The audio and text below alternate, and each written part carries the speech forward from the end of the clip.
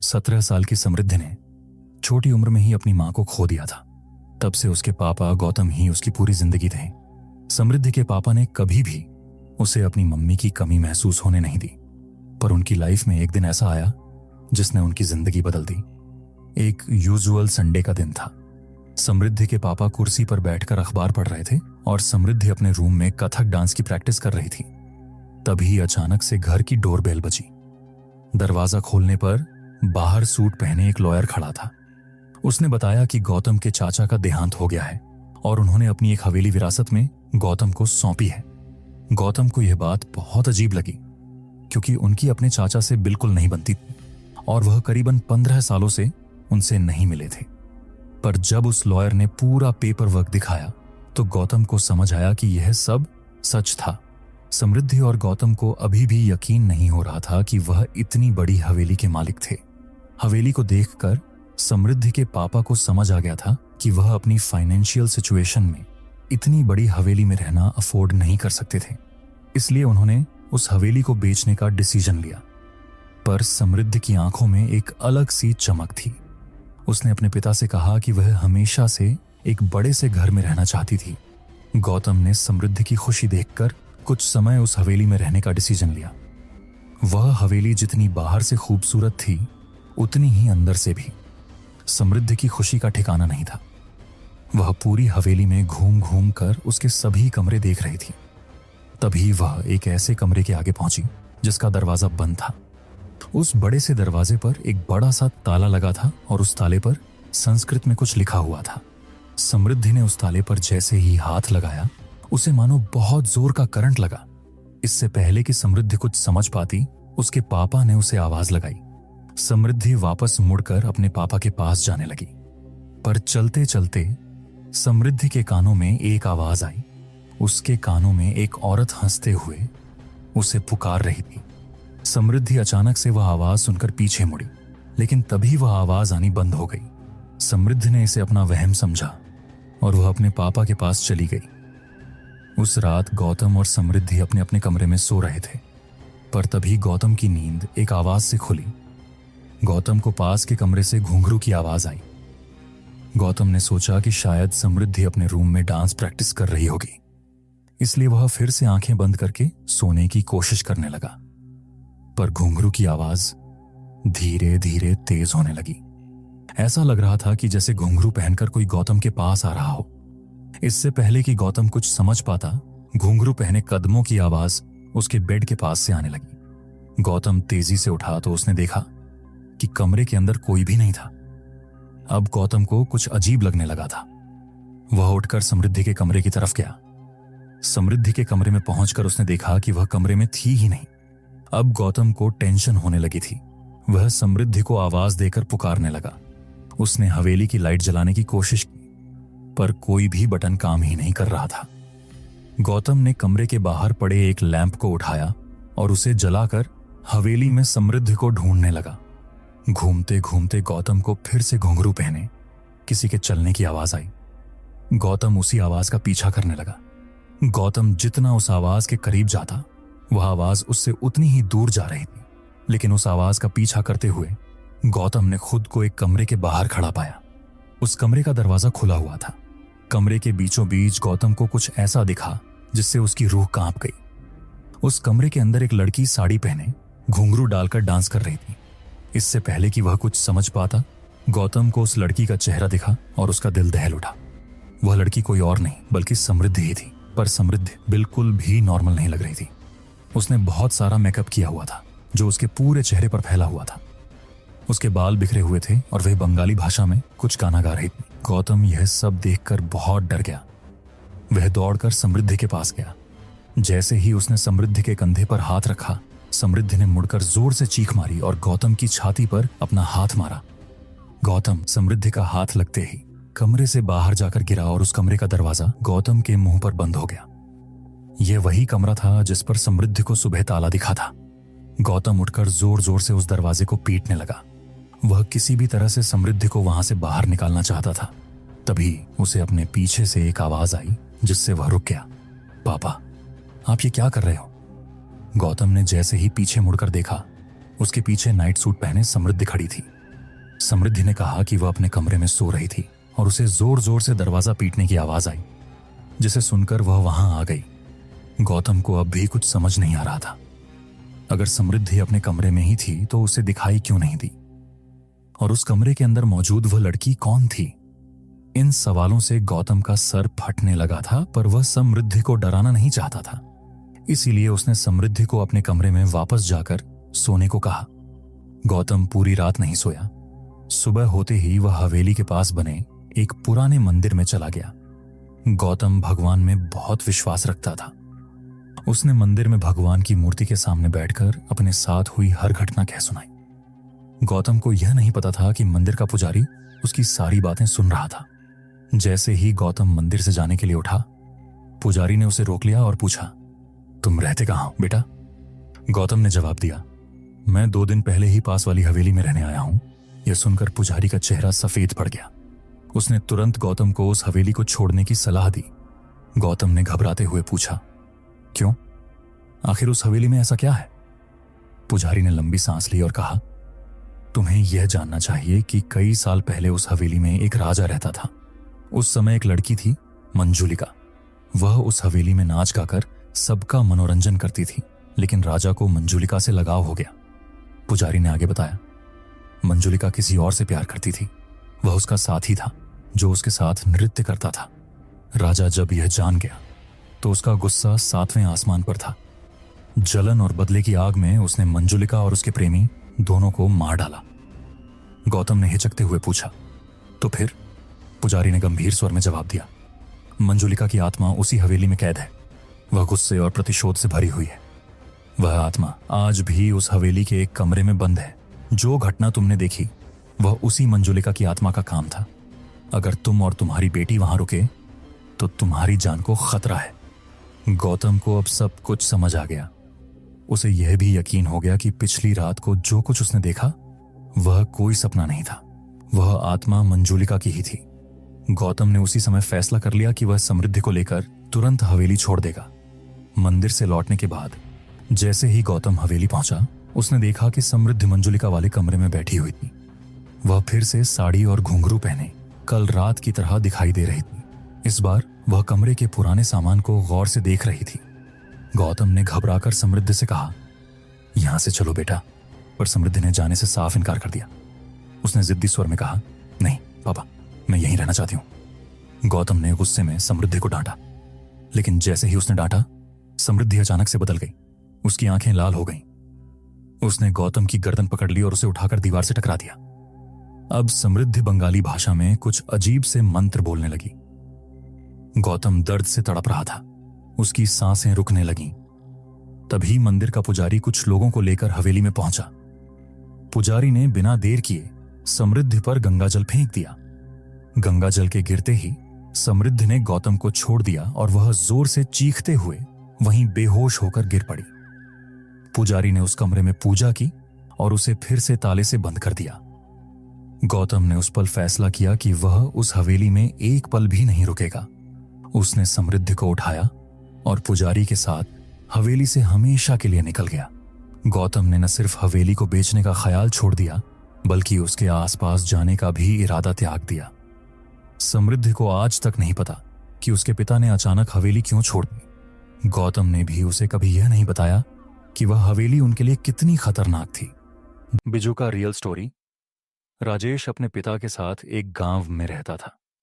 उसकी मां, जो उसकी सबसे अच्छी दोस्त थी, कुछ साल पहले एक बीमारी के कारण मर गई थी और तब से वह बहुत अकेला महसूस करने लगा था। स्कूल में भी उसके ज्यादा दोस्त नहीं थे और हाइट में छोटे होने के कारण उसकी क्लास के सभी बच्चे उसे हर वक्त परेशान करते रहते थे। पर उस रात राजेश की जिंदगी हमेशा के लिए बदल गई। उस दिन स्कूल में राजेश की क्लास के बच्चों ने उसका इतना मजाक उड़ाया कि राजेश की उनमें से एक से लड़ाई हो गई, जिसकी वजह से सारे बच्चे उसे मारने के लिए उसके पीछे दौड़ने लगे। स्कूल के बच्चे उसे हर जगह ढूंढ रहे थे, जिसके कारण राजेश को उनसे बचने के लिए एक खेत का रास्ता लेना पड़ा। राजेश उस रास्ते पर चला तो गया, पर उसे नहीं पता था कि उस खेत के बीचों बीच वह उसका इंतजार कर रहा है। वह एक बिजुका यानी एक स्केयर क्रो था। जिसके सर की जगह एक मटका था, जिस पर सफेद रंग से एक चेहरा बना हुआ था और जिसका पूरा शरीर भूसे का था। उसकी दो आंखें सूरज की रोशनी में चमकते हुए जैसे उसी को घूर रही थीं। उस बिजुका को वहां देखकर राजेश को एहसास हो गया कि वह उस खेत में आ गया है जहां पर कोई कभी नहीं जाता, क्योंकि पूरे गांव को यह बात पता थी कि उस खेत में जाने का मतलब उस बिजुका के हाथों अपनी जान खोना था। वह वहां खड़ा हुआ उस बिजुका को ही देख रहा था कि इतने में जो लड़के उसका पीछा कर रहे थे वह वहां पहुंच गए और उन्होंने राजेश को चारों तरफ से घेर लिया। डरे हुए राजेश को पता था कि उसका क्या अंजाम होने वाला है, तो उसने अपनी हार मानकर उन लड़कों के हाथों पिटने से पहले अपनी आंखें बंद कर लीं और राजेश वहीं खड़ा रोने लगा। पर तभी उसे भूसे के हिलने की और स्कूल के लड़कों के कहानी की आवाज आई।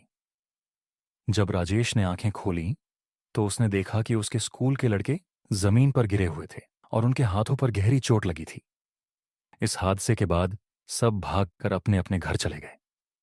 राजेश की हालत घबराहट के मारे इतनी बुरी हो गई थी कि वह एकदम सुन्न पड़ गया और सीधा सोने चला गया। जो कुछ भी उस खेत में हुआ, राजेश रात में बिस्तर पर लेटा हुआ उसी के बारे में सोच रहा था। पर राजेश को यह नहीं समझ आ रहा था कि उस बिजुका ने उसे क्यों नहीं मारा। और यही सोचते सोचते उसकी आंख लग गई। देर रात को एकदम से उसकी नींद खुली और उसने देखा कि वह बिजुका उसके कमरे की खिड़की के दूसरी तरफ से उन्हीं सफेद आंखों से उसे घूर रहा था। पर इससे पहले वह कुछ कर पाता, उस बिजुका ने भूसे वाले हाथ खिड़की से अंदर डाले और राजेश का हाथ पकड़ लिया।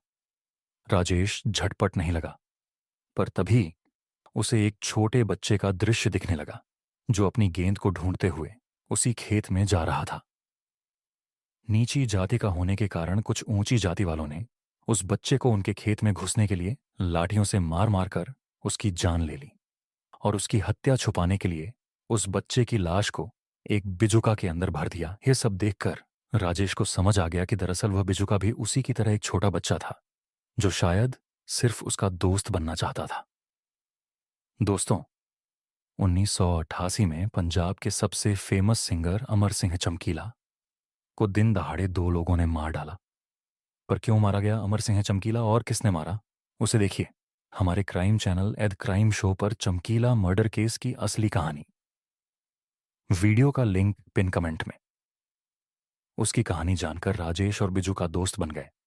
पर पिछली रात जो गांव में बच्चों के साथ हुआ था, उसके चलते राजेश के पिताजी, जो कि एक पंडित थे, उन्हें उन बच्चों की आत्मा को शुद्ध करने के लिए बुलाया गया, क्योंकि सबके माँ बाप को डर था कि वह बिजुका उनके बच्चों के पीछे पड़ जाएगा और उन बच्चों को मार डालेगा। वहीं दूसरी तरफ राजेश और बिजुका साथ में काफी समय बिताने लगे, जहां पर बिजुका राजेश को अपनी शक्तियों से कई खेल दिखाता और राजेश उसके लिए नए नए कपड़े और खिलौने लाता। कुछ दिन बाद जब राजेश का जन्मदिन आया तो उसकी क्लास के बच्चे फिर से उससे लड़ने लगे और वह लड़ाई इतनी ज्यादा बढ़ गई कि उनमें से एक ने राजेश की मां की मौत का मजाक उड़ाना शुरू कर दिया, जिसकी वजह से राजेश को इतना गुस्सा आ गया कि उसने बगल में पड़ा डस्टर उस लड़के के सर पर फेंक मारा और वहां से भाग गया। राजेश भागता हुआ स्कूल के पीछे चला गया, जिसके बाद कुछ ऐसा हुआ जिसकी वजह से पूरा गांव हिल गया, क्योंकि उस रात राजेश की क्लास के उन बच्चों को बिजुका के भूसे भरे हाथों ने छाती चीर कर मार डाला। उन बच्चों की मौत के बाद सारे गांव वालों ने सोच लिया कि आज वह उस बिजुका को जलाकर हमेशा के लिए खत्म कर देंगे। सारे गांव वालों ने उस बिजुका को ढूंढना शुरू किया, पर वह बिजुका उन्हें कहीं नहीं मिला। राजेश के पिता जब रात को घर पहुंचे तो राजेश घर पर नहीं था। उन्होंने आसपास देखा, तब भी उन्हें राजेश कहीं नहीं दिखा। वह बहुत डर गए और हाथ में मशाल लिए उसे हर जगह ढूंढने लगे। जब राजेश कहीं नहीं मिला तो वह थक हार कर अपनी बीवी की मनपसंद जगह पर जाकर बैठ गए और अपने बेटे को खोने के दुख में फूट फूट कर रोने लगे। उन्हें लगा कि वह बिजुका उनके बेटे को भी कहीं ले गया है। तभी उन्हें राजेश की आवाज सुनाई दी और उन्होंने देखा कि राजेश के साथ वही बिजुका था। पर उन्हें नहीं पता था कि राजेश उस बिजुका को खुद गांव वालों से बचाकर वहां लाया था। राजेश उस बिजुका से बात कर ही रहा था कि तभी उसके पिताजी मशाल लेकर एकदम से उनके सामने आ गए और उस बिजूका की तरफ अपने बेटे को बचाने के लिए मशाल लेकर आगे बढ़ने लगे। इससे पहले वह कुछ कर पाते, उस बिजूका ने अपने भूसे वाले हाथों से उनके पिताजी को जकड़ लिया। राजेश चिल्लाता हुआ उस बिजूका से अपने पिता को छोड़ने की विनती करने लगा, पर बिजूका उन्हें छोड़ ही नहीं रहा था। तो राजेश ने नीचे गिरी हुई मशाल उठाई और अपने पिता को बचाने के लिए अपने सबसे अच्छे दोस्त को आग लगा दी। जलते हुए बिजूका ने राजेश के पिताजी को अपनी पकड़ से छोड़ तो दिया, पर तब तक राजेश के पिता की सांसें खत्म हो चुकी थीं। उस रात राजेश और भी ज्यादा अकेला हो गया, क्योंकि उस रात उसने 2 लोगों को हमेशा के लिए खो दिया। Haunted cafe, horror stories in Hindi. Shortcut Jennifer एक फ्रीलांस फोटोग्राफर थी। वह एक बहुत ही फ्री स्पिरिटेड लड़की थी और अपनी लाइफ को अपने टर्म्स पर जीती थी। उसका बिंदास एटीट्यूड सभी को पसंद आता था। जो भी पैसे वह अपनी फोटोग्राफी से कमाती, वह पहाड़ों की नई नई जगहों को एक्सप्लोर करने में लगा देती थी। जेनिफर को सोलो ट्रैवलिंग यानी अकेले ट्रैवल करना बहुत पसंद था। इस बार भी वह अकेले ही एक बिल्कुल अनएक्सप्लोर्ड हिल स्टेशन पर आई थी। वह जगह एक गांव के पास थी।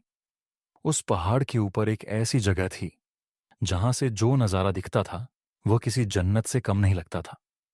और वहां जाने तक का एक ट्रैक था जो करीबन 6 किलोमीटर लंबा था। जेनिफर ने वह नज़ारा देखने के लिए अपना बैकपैक और कैमरा उठाया और वह उस ट्रैक पर चली गई। उसके साथ कुछ और भी लोग उस ट्रैक पर जा रहे थे। जेनिफर बस ऊपर के व्यू के बारे में सोचती हुई खुद को मोटिवेट करती ऊपर चढ़े जा रही थी। कुछ दूर चलते ही जेनिफर को पहाड़ के ऊपर जा रहा एक कच्चा रास्ता दिखा। जेनिफर ने ठीक से देखा तो वह कच्चा रास्ता ऊपर जाकर ट्रैक के रास्ते में मिल रहा था। जेनिफर को लगा वह एक शॉर्टकट है और जेनिफर को ट्रैकिंग का काफी एक्सपीरियंस था, तो उसने वह कच्चा रास्ता ले लिया। उस कच्चे रास्ते पर चलते हुए जेनिफर को करीबन आधा घंटा हो गया था। अब तक उसे पक्के रास्ते पर पहुंच जाना चाहिए था, पर वह तो पहाड़ के किसी घने जंगल में आ चुकी थी। जेनिफर ने पीछे मुड़कर देखा तो उसे वापस जाने का रास्ता भी नहीं समझ आ रहा था। वह रास्ता भटक चुकी थी। उसके फोन में नेटवर्क भी नहीं था। अब जेनिफर थोड़ा परेशान होने लगी थी। अपनी किस्मत को कोसती हुई जेनिफर सही रास्ता ढूंढने में जुट गई। भूख के मारे उसकी जान निकली जा रही थी कि तभी उसके सामने कुछ ऐसा आया जिसे देखकर उसे अपनी आंखों पर यकीन ही नहीं हो रहा था। उस वीराने के बीच एक बहुत ही सुंदर सा कैफे बना था। बाहर कैफे हिल रिट्रीट का बोर्ड लगा था और उसी कैफे से एक पक्की रोड भी जुड़ी हुई थी। जेनिफर की खुशी का ठिकाना नहीं रहा। वह बिना कुछ सोचे उस कैफे की तरफ दौड़ी और अंदर चली गई। कैफे जितना बाहर से सुंदर था, उसे कई ज्यादा अंदर से था। अंदर बहुत ही अच्छी डेकोरेशन थी और कुछ यंगस्टर्स वहां बैठकर हंस खेल रहे थे। वह कैफे परफेक्ट था। जेनिफर सब कुछ भूल गई थी। वह फटाफट से एक टेबल पर बैठ गई और एक वेटर तुरंत उसके पास आ गया। उस वेटर ने जैसे ही मेनू कार्ड टेबल पर रखा, जेनिफर की नजर उसके हाथ की कलाई पर गई। उसकी कलाई पर जलने का एक घाव था। जब तक जेनिफर उस घाव को ठीक से देख पाती, उस वेटर ने उस घाव को ढक लिया। जेनिफर को बहुत ज्यादा भूख लग रही थी और इसीलिए उसने जल्दी से अपने खाने का ऑर्डर दे दिया। ऑन ऑर्डर करने के कुछ ही समय में जेनिफर को लगा कि उसे थोड़ा फ्रेश हो जाना चाहिए, तो वह उठकर कैफे के वॉशरूम की तरफ जाने लगी। वॉशरूम के रास्ते में उन हंसते खेलते यंगस्टर्स का टेबल भी था। जेनिफर उनके पास से गुजर रही थी कि उसने देखा कि उनमें से एक लड़के के सिर पर एक घाव था और यह घाव ठीक उस वेटर के जैसा ही लग रहा था। ध्यान से देखने पर जेनिफर को पता चला कि वैसा ही एक घाव उस टेबल पर बैठे हर इंसान पर था। किसी के माथे पर था तो किसी के हाथों पर। जेनिफर उन घावों को देखने में इतनी गुम हो गई कि उसने रियल लाइफ में खेलते यंगस्टर्स को अब बिल्कुल शांत होते हुए देखा। वे जेनिफर को बहुत ही डरावने तरीके से घूर रहे थे। जेनिफर को लगा कि शायद उसके ऐसे घूरने से वह लोग नाराज हो गए हैं। वह सॉरी बोलकर वहां से सीधा वॉशरूम चली गई। वॉशरूम में टैप ऑन करके जेनिफर उन घावों के बारे में सोच रही थी। सोचते सोचते जब उसने अपना मुंह पानी से धोया और सर ऊपर उठाकर शीशे में देखा तो उसकी रूह कांप उठी। उस वॉशरूम के शीशे में उस वॉशरूम का पूरा एरिया झलकर काला हुआ दिखाई दे रहा था। अचानक उसे बहुत जोर जोर से लोगों की चीख की आवाज आने लगी। लेकिन यह सब कुछ कुछ ही सेकंड्स में बंद हो गया, और जब तक जेनिफर कुछ समझ पाती, सब कुछ पहले जैसा हो गया था। जेनिफर को लगने लगा कि उस जगह में कुछ तो गड़बड़ है, पर उसे इतनी भूख लगी थी कि उसने सोचा कि वह जल्दी से जल्दी अपना पेट भरकर वहां से निकल जाएगी। जेनिफर सर झुकाकर अपनी टेबल पर पहुंची और अपने खाने का इंतजार करते हुए उसने एक सिगरेट लाइट की और उसे पीने लगी। जेनिफर ने सिगरेट का धुआं छोड़ते हुए देखा कि पूरे कैफे में सन्नाटा था, और कैफे में मौजूद हर एक इंसान उसे ही घूर कर देख रहा था। उनकी आंखों में इतना गुस्सा था कि जेनिफर घबरा उठी। देखते ही देखते उन सबके चेहरे बदलने लगे और उनके शरीर बिल्कुल काले पड़ गए। वह वेटर, जो जेनिफर से बहुत मुस्कुराकर बात कर रहा था, अब जेनिफर की तरफ गुस्से में तेजी से दौड़ता हुआ आ रहा था। जेनिफर ने सहम कर उस सिगरेट को अपने पानी के गिलास में डालकर बुझा दिया। जेनिफर को कुछ समझ नहीं आ रहा था और वह बहुत ज्यादा डर चुकी थी। इससे पहले वह कुछ कर पाती, उसने देखा कि वहां बैठे लोग, जिनके शरीर काले पड़ रहे थे, अब राक्षस की तरह टूट रहे हैं। यह देखकर जेनिफर के डर की मारे चीख निकल गई। वह अपना सामान उठाकर जैसे तैसे उस कैफे से बाहर भागी, और जब उसने वहां से निकलकर पीछे मुड़कर देखा तो उसे वह खूबसूरत कैफे नहीं, बल्कि एक पूरी तरह जली हुई पुरानी खंडहर दिखाई दी। जेनिफर बिना कुछ सोचे बस वहां से रोड पर भागती गई। रोड पर भागते हुए उसे एक गाड़ी दिखी, और उस गाड़ी में उसी एरिया में रहने वाला कोई आदमी था। जेनिफर की ऐसी हालत देखकर उस गाड़ी वाले इंसान ने जेनिफर को अपनी गाड़ी में लिफ्ट दे दी। जेनिफर ने अपने साथ हुआ हादसा जैसे तैसे करके उस आदमी को समझाने की कोशिश की। जेनिफर को लगा था कि वह आदमी उसको पागल समझेगा, पर उस आदमी ने कुछ ऐसा कहा जो जेनिफर ने कभी सोचा भी नहीं था। उसने जेनिफर को बताया कि जिस जगह की वह बात कर रही थी, वह 10 साल पहले एक कैफे हुआ करता था। एक बार एक कस्टमर उसी कैफे में सिगरेट पी रहा था और उसने सिगरेट को बिना बुझाए ही अपने टेबल के पास फेंक दिया था। उस कस्टमर की लापरवाही से उस कैफे के एक पर्दे में आग लग गई, और इससे पहले कि कोई कुछ कर पाता, उस पूरे कैफे में आग फैल गई और अंदर फंसे सभी लोग जलकर मर गए। जेनिफर यह सुनकर हक्की बक्की रह गई। अब उसे सब समझ आ रहा था, पर उसे विश्वास ही नहीं हो रहा था कि उस कैफे में मौजूद सभी लोग जिंदा नहीं बल्कि मरे हुए थे। उस आदमी की बात सुनकर जेनिफर सोच रही थी कि वह बाल बाल बच गई, लेकिन जेनिफर को यह नहीं पता था कि उसके बगल में बैठे इंसान की गर्दन पर भी वैसा ही घाव था। अगले दिन उस एरिया के अखबार में एक खबर आई जिसमें लिखा था कि एक लड़की की उसी मेन रोड पर एक्सीडेंट में मौत हो गई, और उस लड़की का नाम जेनिफर था। अकाई ओन्ना हॉरर गेम। दोस्तों, ये कहानी जापान में रहने वाले एक लड़के ऊना की है। उसकी जिंदगी काफी सिंपल थी। दिन में कॉलेज की क्लासेस होती थीं, शाम लाइब्रेरी में बैठकर असाइनमेंट सॉल्व करते हुए निकल जाती थी, और रात कंप्यूटर गेमिंग में गुजरती थी। पर 21 अक्टूबर की रात उसकी जिंदगी बिल्कुल बदल गई। ऊना की अक्सर कॉलेज से सीधा लाइब्रेरी जाकर पढ़ाई करता था। उस दिन ऊना काफी थका हुआ था, इसलिए उसकी आंख लाइब्रेरी में ही लग गई, और जब आंख खुली तो उसने देखा कि घड़ी में रात के 12:30 हो रहे हैं। ऊना की कभी भी इतनी देर रात अपने घर से बाहर नहीं रहता था। उसने फटाफट अपने सामान को पैक किया और अपने घर की ओर निकल पड़ा। ऊना का घर लाइब्रेरी से करीब 20 मिनट दूर था, पर उसके घर जाने के लिए एक शॉर्टकट रास्ता भी था जिससे वह बस 10 मिनट में पहुंच जाता था। लेकिन उसे सब लोग उस शॉर्टकट को लेने से अक्सर मना किया करते थे। उस शॉर्टकट वाले रास्ते पर कोई भी लैंप या रोशनी नहीं थी। उस रास्ते पर बिल्कुल अंधेरा रहता था, और लोग कहते थे कि उस अंधेरे में अकाई ओना रहती है। अकाई ओना जापान का एक मिस्टीरियस हॉरर लेजेंड था।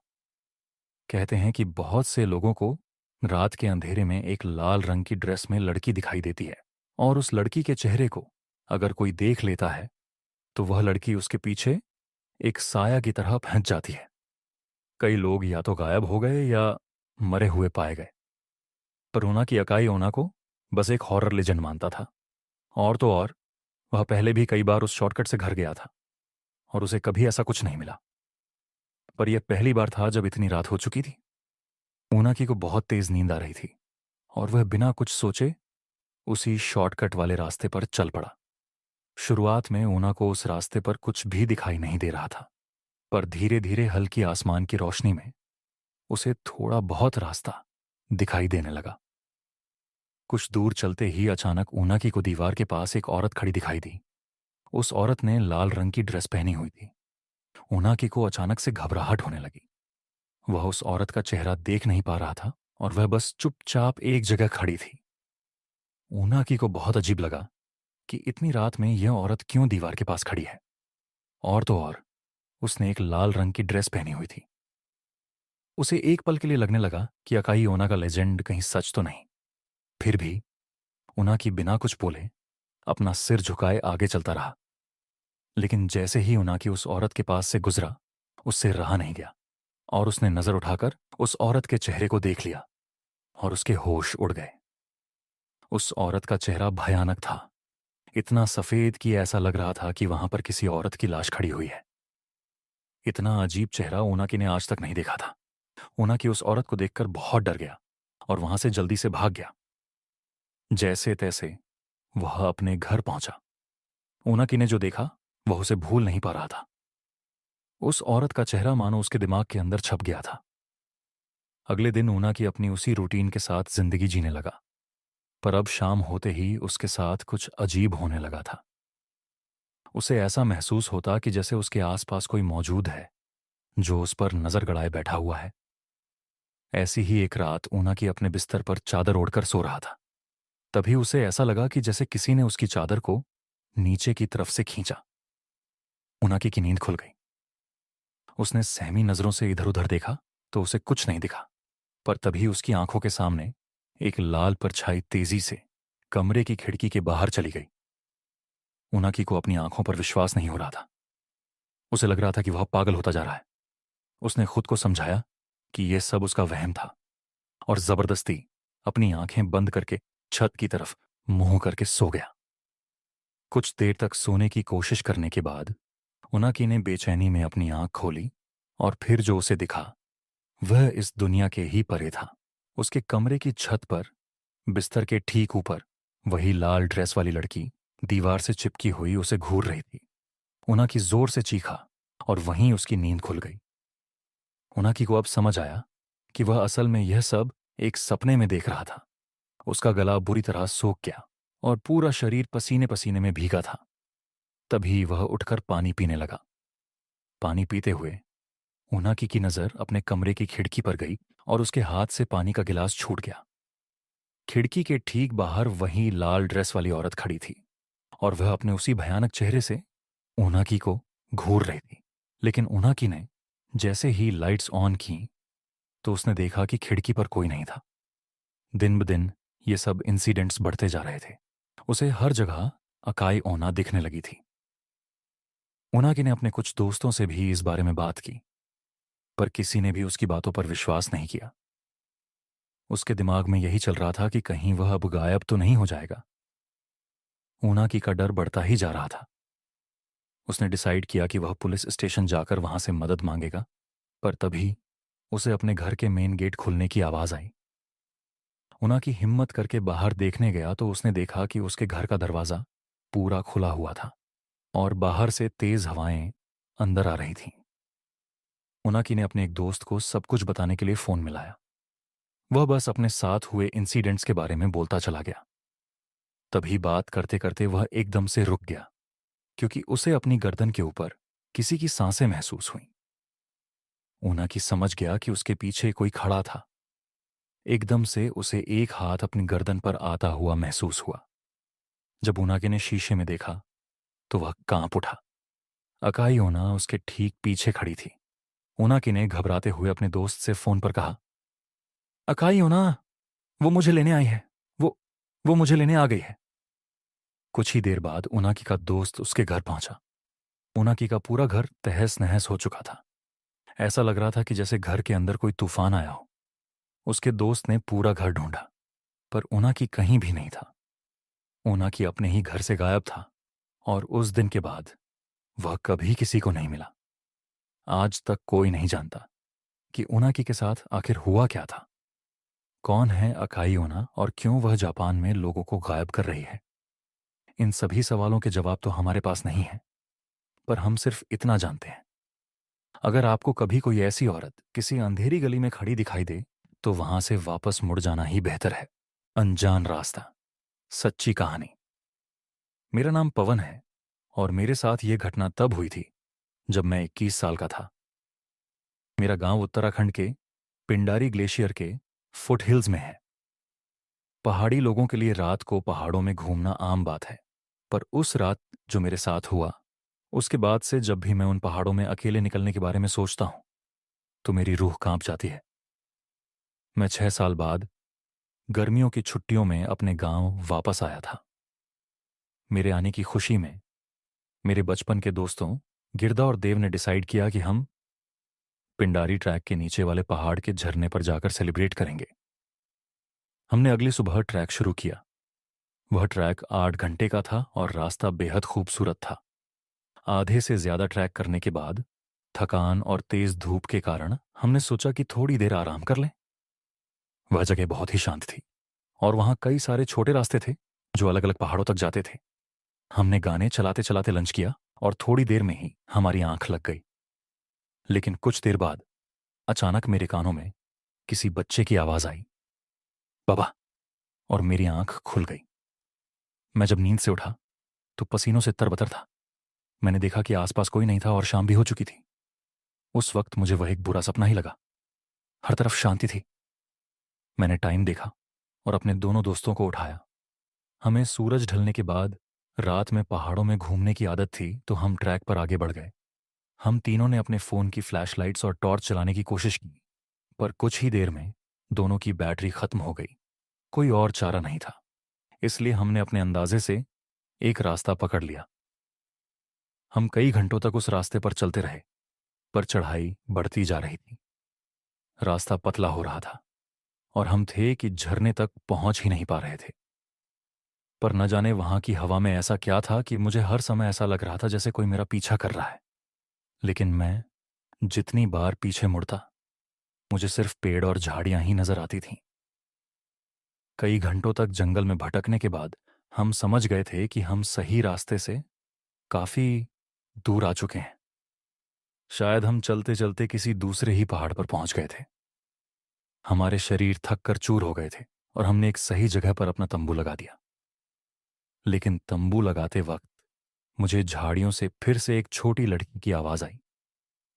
ऐसा लग रहा था कि कोई छोटी लड़की मुझे कुछ बोलने की कोशिश कर रही थी, पर मुझे समझ नहीं आ रहा था। मैंने उसे अपने मन का वहम समझा और सीधा खाना खाकर सो गया। कुछ देर बाद मेरी आंख खुली। मैंने देखा कि मेरे शरीर को कोई घसीट कर कहीं ले जा रहा है। मैंने गर्दन उठाकर देखा तो मुझे एक भयानक दानव जैसा आदमी घसीट रहा था। उसे देखकर मेरी चीख निकल गई और तब उस आदमी ने मुझे पलटकर गुस्से से देखा। दोस्तों, इस हफ्ते द क्राइम शो पर हमने कवर की है इंडिया के सबसे बड़े मिस्टीरियस मर्डर की कहानी, आरुष तलवार मर्डर केस।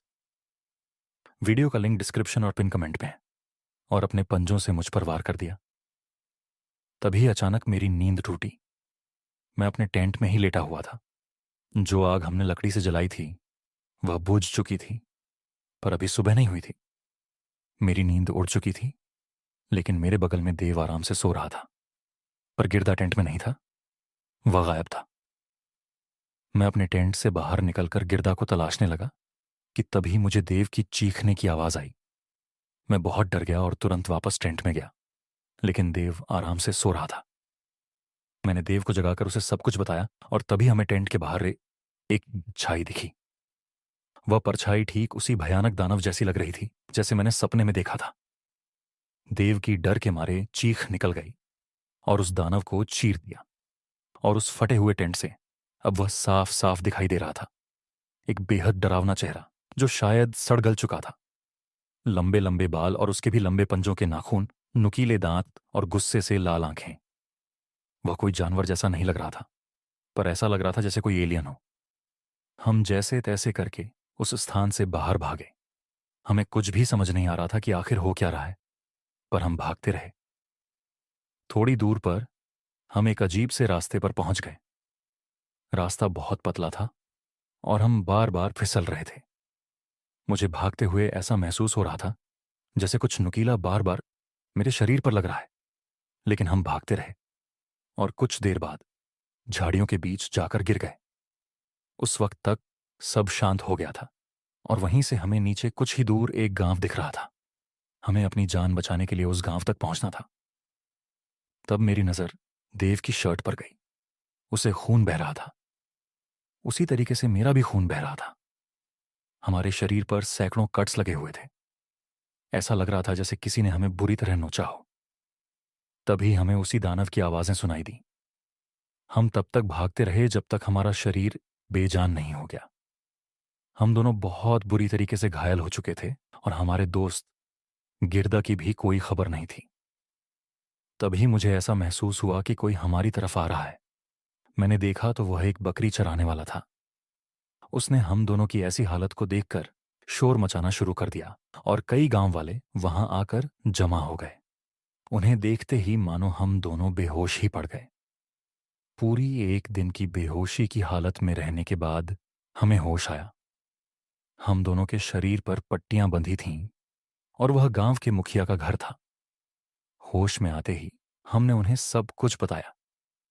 जब हमने उन्हें वह सब बताया जो हमारे साथ हुआ तो वह थोड़ी देर के लिए शांत हो गए।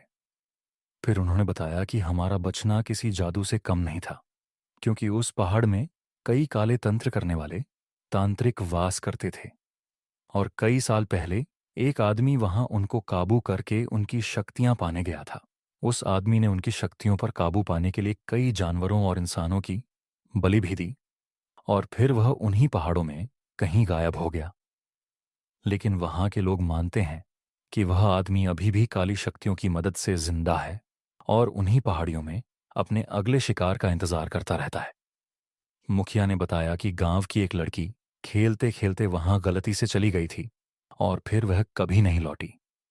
माना जाता है कि उस आदमी की आत्मा ने वहां उस लड़की की बलि दे दी और आज भी अगर कोई वहां जाता है तो उसके साथ भी वही होता है। उस मुखिया की बात सुनकर हमारा दिल दहल गया। हम तो बच गए थे, लेकिन उस दिन के बाद से हमने अपने दोस्त गिरदा को फिर कभी नहीं देखा। उसका सदमा आज भी हमें सताता है। मैं अब कभी भी अनजान पहाड़ों में घूमने नहीं जाता और खुद से ऐसा कोई रास्ता नहीं पकड़ता जिसके बारे में मुझे पहले से पता ना हो। हॉन्टेड भूत बांग्ला। यह कहानी 1925 में हुई एक सच्ची घटना पर आधारित है।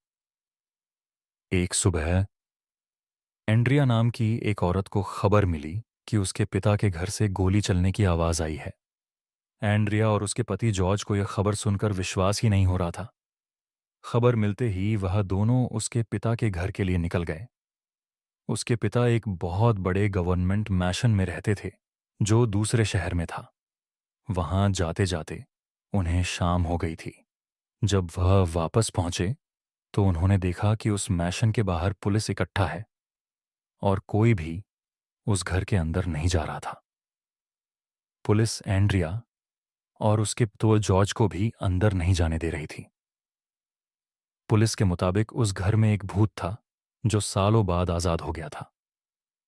जब एंड्रिया ने पूरी बात पूछी तो उसे पता लगा कि कई साल पहले 1865 में एक 21 साल का लड़का रहता था। वह एक लड़की से बहुत प्यार करता था, लेकिन उस लड़की ने उसके प्यार को ठुकरा दिया, जिसकी वजह से उसने खुद को गोली मारकर अपनी जान दे दी। तब से उसका भूत उसी मैशन में भटकने लगा। उसके बाद उस घर में रहने वाले सभी लोगों की अजीब-ओ-गरीब मौतें होने लगीं। बहुत मुश्किल से उस लड़की की आत्मा को एक प्रीस्ट की मदद से एक कमरे में बंद कर दिया गया और उस कमरे को हमेशा के लिए लॉक कर दिया गया। लेकिन एंड्रिया के पिता, जिन्होंने हाल ही में उस मैशन को खरीदा था, इन सब बातों को नहीं मानते थे। उन्होंने उस घर को रिनोवेट कराने के चक्कर में उस कमरे का लॉक तोड़वाकर उसे खोल दिया और उस लड़के की भयानक आत्मा को आजाद कर दिया। पुलिस कहने लगी कि उस लड़के की आत्मा ने ही शायद एंड्रिया के पिता को मार दिया था। अब अगर कोई भी उस घर के अंदर जाएगा तो उस लड़के की आत्मा उसे भी मार डालेगी। पुलिस की ऐसी अंधविश्वासी बातों को सुनते ही एंड्रिया और जॉर्ज दोनों ही बहुत गुस्से में आ गए और उन्होंने खुद अंदर जाने का फैसला किया। वह घर के अंदर गए, लेकिन जैसे ही वे पिता के कमरे में पहुंचे, एंड्रिया फूट फूट कर रोने लगी। दोस्तों, क्या आपको लगता है कि आप कभी गिव अवे में कुछ बड़ा जीत सकते हो? नहीं ना? मुझे भी ऐसा ही लगता था। लेकिन रिसेंटली कई लोगों ने इजी है। इसमें सभी के लिए बराबर मौका है कि वह कार जीत पाएं। इस बार तो वन विन 3 कार्स का गिव अवे कर रहा है, और वह भी एक साथ। तो अगर आपका भी ड्रीम है जीतना, जल्दी आप स्टार्ट करोगे, उतने ज्यादा टिकट्स आप कलेक्ट कर पाओगे और आपके प्राइस जीतने के चांसेस भी बढ़ जाएंगे। तो अभी तक आप इंतजार किसका कर रहे हो? लिंक प्रिंट कमेंट में है। इस वीडियो के बाद जल्दी से कॉन्टेस्ट को ज्वाइन करो और 3 लग्जरी कार्स अपने घर ले आओ, क्योंकि उसने वहां जमीन पर अपने पिता की लाश पड़ी देखी, जिनके सर पर एक गोली का निशान था। एंड्रिया ने जब आसपास देखा तो उसे जॉर्ज कहीं नहीं दिखा। वह जॉर्ज को वहां न पाकर और ज्यादा घबरा गई और अपने पति जॉर्ज को चिल्लाकर बुलाने लगी, पर उसे कोई जवाब नहीं मिला। उस समय एंड्रिया को कुछ समझ नहीं आ रहा था कि वह क्या करें, और वह डरी हुई वहीं खड़ी अपने पति को बुलाए जा रही थी कि तभी उसे एक अनजान इंसान की रोने की आवाज आई। फिर उसे अपने पति के रोने की आवाज आई। एंड्रिया भागकर अपने पति की आवाज के पीछे जा ही रही थी जब उसे फिर से गोली चलने की आवाज आई। एंड्रिया भागकर उस कमरे में पहुंची, पर वहां पहुंचकर उसके होश उड़ गए। वहां पर उसे जॉर्ज की लाश मिली, जिसके सर पर भी गोली के निशान थे, और उसकी लाश के पास वही बंदूक पड़ी थी जो कुछ देर पहले उसके पिता के कमरे में उनकी लाश के पास पाई गई थी। तभी एंड्रिया को ऐसा लगा जैसे उसके कंधे पर किसी ने हाथ रखा। एंड्रिया को कोई पीछे से जकड़ लगा। जब उसने गर्दन मोड़कर देखने की कोशिश की तो वहां उसे एक 18 साल का लड़का दिखा, जिसके सर पर ठीक उसके पिता और पति की तरह एक गोली का निशान था। लेकिन एंड्रिया के उसे देखते ही वह लड़का उसकी आंखों के सामने हवा में कहीं गायब हो गया। इतना सब होने के बाद भी किसी तरह हिम्मत करके एंड्रिया एक एक करके अपने पति और पिता की लाश को घर से बाहर लेकर आई। पर उस दिन के बाद से वह एकदम बदल गई और वह एकदम शांत हो गई। यहां तक कि अपने पिता और जॉर्ज के फ्यूनरल के दिन भी उसने न तो जॉर्ज के पेरेंट्स की किसी बात का कोई जवाब दिया और न ही अपने भाई का। वह सदमे में जा चुकी थी। सब उसके लिए बहुत परेशान थे, पर किसी को भी नहीं पता था कि एंड्रिया खुद कितनी घबराई हुई थी, क्योंकि उसके पिता और पति की मौत के बाद से उसे हर जगह उसी 18 साल के लड़के की आत्मा दिखाई दे रही थी। वह किसी भी वक्त एंड्रिया के शरीर को जकड़ लेता था और उसके कान में एक ही चीज कहता रहता था कि वह उससे बहुत ज्यादा प्यार करने लगा है, और अगर वह भी उसका प्यार ठुकरा देगी तो वह उसे भी मार डालेगा। एंड्रिया जहां जहां जाती उसे ही लड़का दिखाई देता जो उसे हर बार जकड़ लेता और एंड्रिया का शरीर बुरी तरह से जख्मी कर देता। डरी हुई और परेशान एंड्रिया साइकेट्रिस्ट के पास भी गई, पर उसका भी कोई असर नहीं हुआ। एंड्रिया के शरीर पर रोज नील पड़े जा रहे थे। धीरे धीरे उसकी दिमागी हालत बद से बदतर होती जा रही थी। फिर एक दिन उस मैशन के पास रहने वाले लोगों ने एक बहुत ही अजीब और गरीब और डरावनी चीज देखी। उन्होंने देखा कि एक बहुत ही कमजोर दिखने वाली एंड्रिया भागती हुई आई और उस मैशन का ताला तोड़कर उसके अंदर घुस गई। इससे पहले कि कोई कुछ समझ पाता, उन्हें उस मैशन के अंदर से गोली चलने की आवाज आई। जब कई देर तक कोई भी अंदर नहीं गया तो यह खबर शहर के मेयर तक पहुंची। उसने वहां के पुलिस ऑफिसर्स को एक प्रीस्ट के साथ अंदर जाने का ऑर्डर दिया। डरते हुए जब पुलिस के 2 इंस्पेक्टर घर के अंदर घुसे तो उन्हें वहां पर एंड्रिया की लाश जमीन पर पड़ी हुई मिली। उसके सर पर भी गोली का निशान था और बगल में एक बंदूक पड़ी थी। इसे देखकर उन्हें यकीन हो गया कि यह सब उसी 18 साल के लड़के की आत्मा का किया धरा है। इस घटना के बाद उस मैशन का एग्जॉस्ट को हम हमेशा के लिए बंद कर दिया गया। दोस्तों, इस हफ्ते हमारे क्राइम चैनल देश सीड क्राइम शो पर हम लेकर आए हैं एक ऐसी सच्ची क्राइम की कहानी जो आपके होश उड़ा देगी। एक लड़का रात भर घर नहीं आता और उसके घर वालों को उसकी चिंता होने लग जाती है। तभी सुबह उसके पिता को अपने बेटे का कॉल आता है और वह रोते हुए उनसे कहता है, पापा मुझे किडनैप कर लिया है, मुझे प्लीज बचा लो। क्या उसके पिता उसे बचा पाएंगे या फिर वह कभी वापस ही नहीं आ पाएगा? ये वापस है।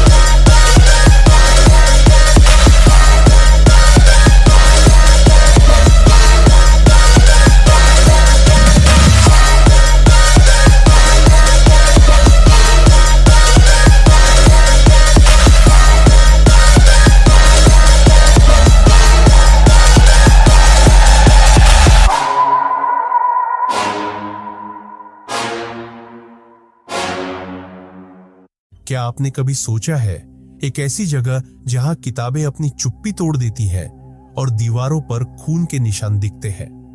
दिल्ली यूनिवर्सिटी की एक लाइब्रेरी में ऐसा ही कुछ हो रहा है। पर क्या यह सिर्फ अफवाह है या यहाँ कुछ अजीब और खौफनाक सच भी छिपा हुआ है? जानने के लिए वीडियो को पूरा देखें, क्योंकि इस कहानी में आपको मिलेंगे डर, थ्रिल और सबसे बड़ी सस्पेंस की झलकियां। चलिए देखते हैं इस कहानी में आगे क्या क्या होता है। उससे पहले हमारे चैनल हॉरर पॉडकास्ट हिंदी को सब्सक्राइब कर दीजिए। हम आपको ऐसे ही सबसे बेहतरीन डर से भरी कहानियां लेके आएंगे जो आपको पूरे YouTube पे कहीं पर भी सुनने को नहीं मिलेंगी। तो चलिए कहानी शुरू करते हैं। दिल्ली यूनिवर्सिटी का नाम सुनते ही दिमाग में एक समृद्ध इतिहास, ऊंचे शिक्षण स्तर और संस्कृति की विविधता का चित्र उभर आता है। पर इस यूनिवर्सिटी की इस पुरानी लाइब्रेरी के बारे में एक ऐसा पहलू है जिसे आमतौर पर चर्चा में नहीं लाया जाता। एक खौफनाक पहलू। यह कोई आम लाइब्रेरी नहीं है। इसके बारे में कई सालों से ऐसी रहस्यमयी कहानियां प्रचलित है जो हर सुनने वाले की रूह कंपा देती है। पुराने छात्रों और यहां काम करने वाले लोगों का कहना है कि यहां कुछ तो ऐसा है जो सामान्य नहीं है। मानो इस लाइब्रेरी के अंदर कुछ ऐसा छिपा है जो देखने में नहीं आता पर महसूस किया जा सकता है। कहा जाता है कि इस लाइब्रेरी के अंदर कदम रखते ही एक अजीब सी ठंडक महसूस होती है, जैसे किसी ने यहाँ की हर चीज को छूकर अपनी बर्फीली छाप छोड़ दी हो। कई छात्रों का कहना है कि लाइब्रेरी में घुसते ही उनके रोंगटे खड़े हो जाते हैं और ऐसा लगता है जैसे उन पर कोई नजर रख रहा हो। कुछ लोग इसे बस एक आम खौफ मानते हैं, परंतु एक अजीब बात यह भी है कि इस लाइब्रेरी में जाने वाले कुछ लोगों के साथ ऐसी अजीब घटनाएं घटी है जिन्हें नजरअंदाज करना नामुमकिन है। एक ऐसी जगह जहां दिन भर छात्रों की आवाजाही होती है, वहीं रात के अंधेरे में यह लाइब्रेरी एकदम शांत हो जाती है। रात के समय यहां पर सन्नाटा होता है, पर इस सन्नाटे में भी कई लोगों ने कुछ अजीब आवाजें सुनी है। कुछ छात्रों का कहना है कि जब वे रात में पढ़ाई करने के लिए लाइब्रेरी में रुके तो उन्हें महसूस हुआ कि वे अकेले नहीं हैं। ऐसा लगता है जैसे कोई अदृश्य शक्ति उन्हें देख रही हो, उनके करीब ही खड़ी हो।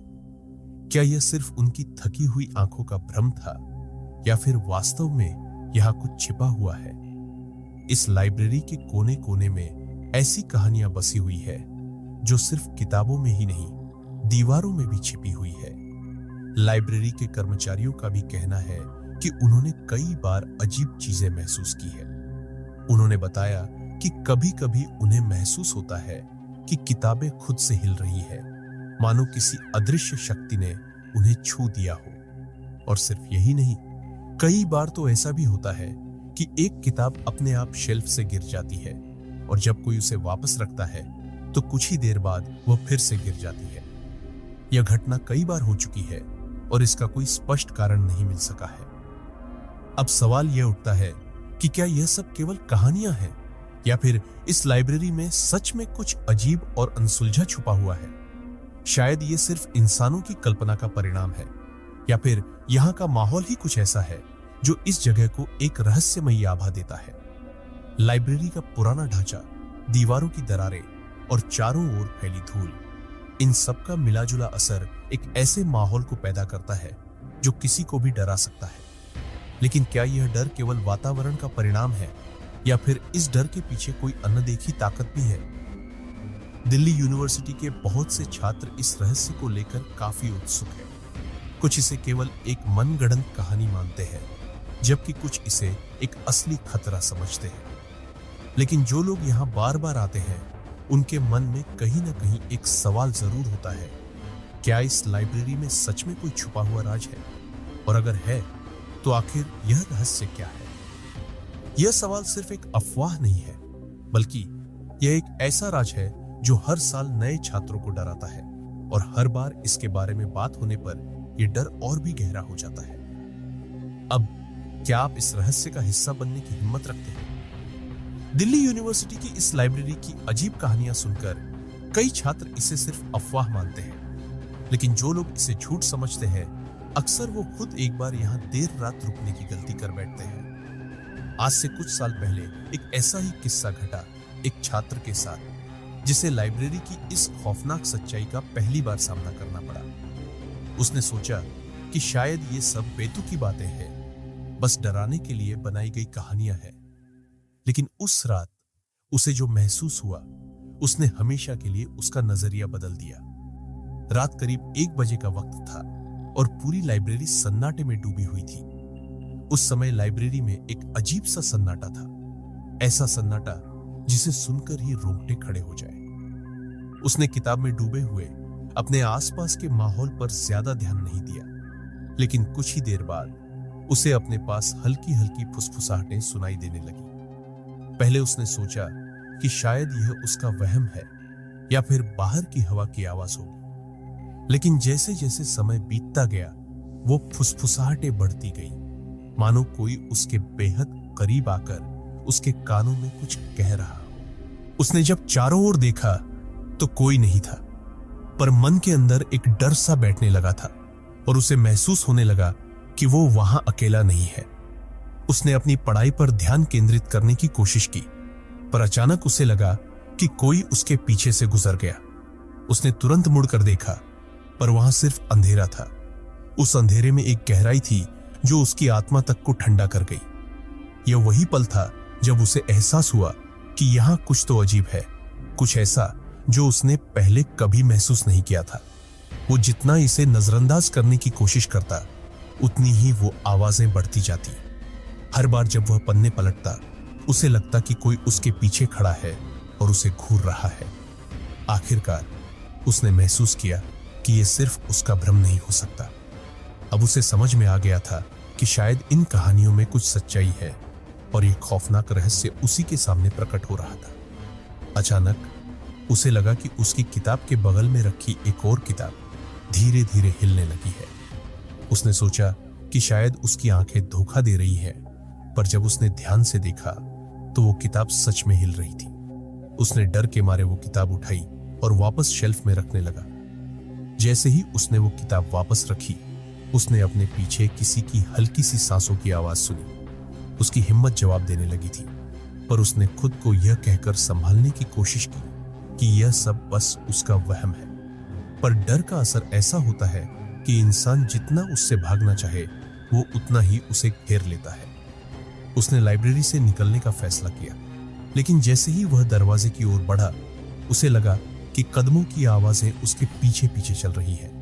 हर कदम के साथ वो आवाजें और करीब आती गई, मानो कोई उसके बिल्कुल पीछे चल रहा हो।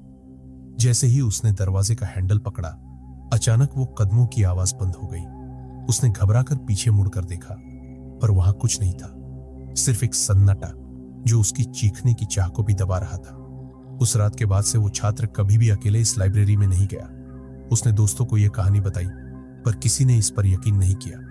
कुछ लोगों ने इसे उसका भ्रम कहा, तो कुछ ने बस इसे मजाक में उड़ा दिया। पर जिसने भी इस लाइब्रेरी में रात बिताई है, वो जानता है कि यहाँ कुछ ऐसा है जो सिर्फ कहानियों तक सीमित नहीं है। दिल्ली यूनिवर्सिटी की इस लाइब्रेरी में सिर्फ अजीब घटनाएं और फुसफुसाहटें ही नहीं, बल्कि समय के साथ यहाँ कुछ ऐसी घटनाएं भी घटी है जिन्होंने कई सवाल खड़े कर दिए हैं। कई बार छात्रों और लाइब्रेरी कर्मचारियों ने ऐसी घटनाओं का सामना किया है जिनमें समय के साथ उनका संपर्क टूट जाता है।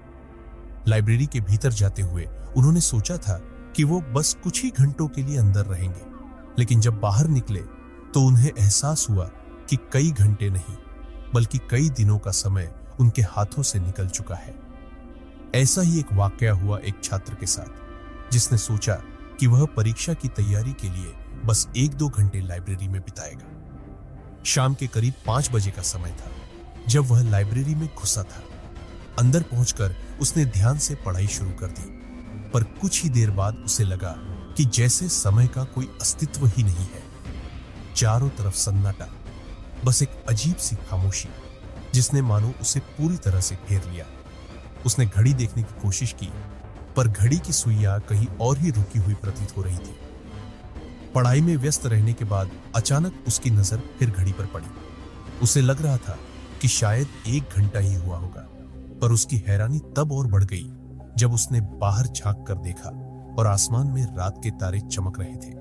उसे पहले लगा कि शायद उसे समय का अंदाजा गलत लगा होगा, पर जैसे ही उसने अपने फोन पर समय देखा, उसे एहसास हुआ कि वह लाइब्रेरी में पूरे 4 घंटे से भी अधिक समय से था।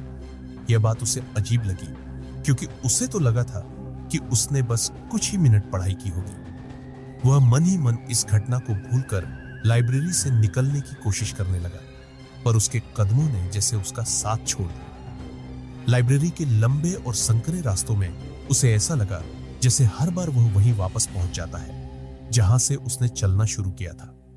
यह एक ऐसा अनुभव था जिसने उसकी समझ को चुनौती दी। समय और स्थान दोनों ही उसके लिए मानो धुंधले हो गए थे। हर कोने से उसे वही रहस्यमयी फुसफुसाहटें सुनाई देने लगी जो उसे एक अजीब सी दिशा में जाने के लिए प्रेरित कर रही थी। अंततः जैसे तैसे उसने लाइब्रेरी के दरवाजे तक पहुंचने में सफलता पाई। दरवाजा खोलते ही ठंडी हवा का एक झोंका उसके चेहरे से टकराया और उसे एक राहत का एहसास हुआ।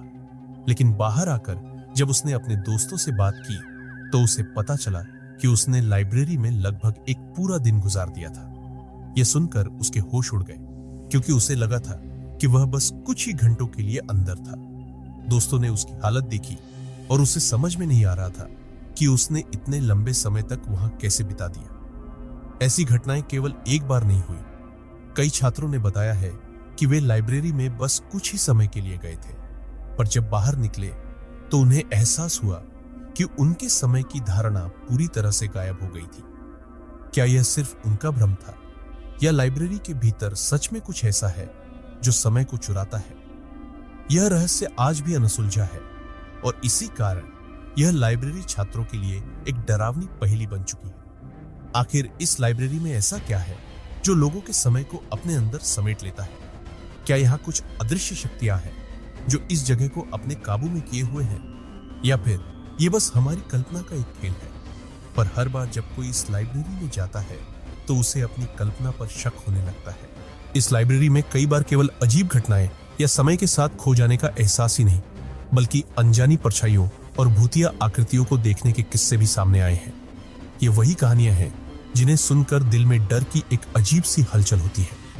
कई छात्रों और कर्मचारियों ने यहाँ ऐसी चीजें देखी है जिन्हें नजरअंदाज करना आसान नहीं था। ऐसी परछाइयां जो अचानक ही प्रकट होती है और फिर उतनी ही तेजी से गायब भी हो जाती है। और उनमें से कईयों ने यही दावा किया कि उन्होंने उस अदृश्य शक्ति को अपनी आंखों से देखा है। कहानी है एक छात्र की जो रात में लाइब्रेरी में पढ़ाई करने आया था। वह खुद को लाइब्रेरी के एक कोने में बैठा हुआ पाया, जहां चारों ओर बस किताबों का ढेर था और सन्नाटा था।